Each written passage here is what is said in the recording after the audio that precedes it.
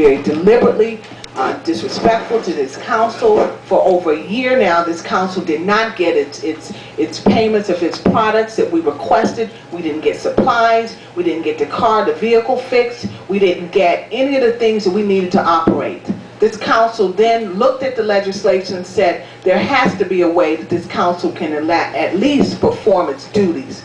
And here to say that the mayor has this authority, this council said we need to find a remedy to our problem here. And so some of our supplies finally, my counselor here, Councilor Barbara J. Thomas, took her 2 years to get a printer.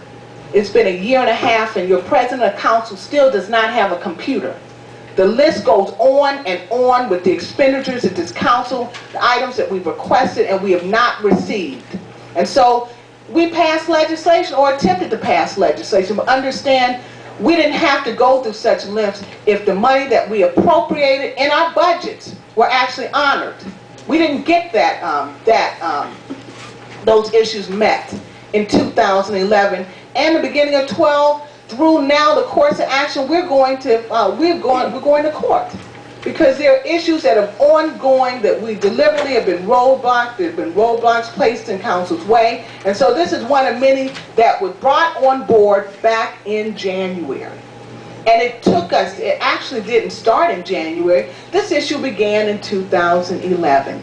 And so when you look here, for me to hear that the law director, this is brought up to him and it's on short notice, let me tell you again, this was the very first piece of legislation created by council in 2012 in January, and it's now during the 9th month, 9 months later, we're bringing this up again. If you look at the items listed that were received in the law department, 1/17/12, it was referred to committee. We didn't have this dialogue then. It was referred to the agenda review, 2/14. It was referred to the regular council meeting, 2/16.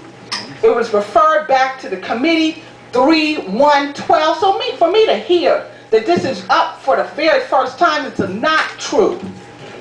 The first reading was completed July 25th, 2012 at a special council meeting. It was referred to the agenda review, 9/13 for council's decision and for council's approval and through the agenda review. And so it came up in the agenda review. If the law director were present, we would have that discussion then, and we didn't. It was referred to the September 18th regular council meeting. So now we're hearing it.